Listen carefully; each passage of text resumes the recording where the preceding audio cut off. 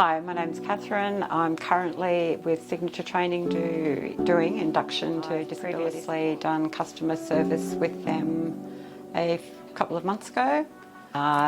Customer service, one that I did previously, quite enjoyed it.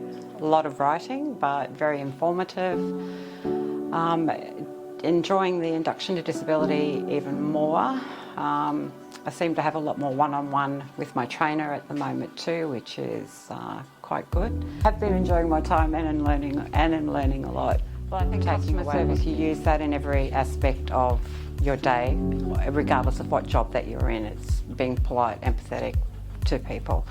And I think it was just a good little starter to do with the induction to disability support, where I think a lot of empathy and so forth is greatly needed.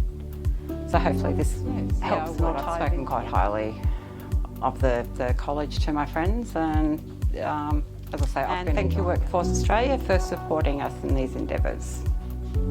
Workforce Australia.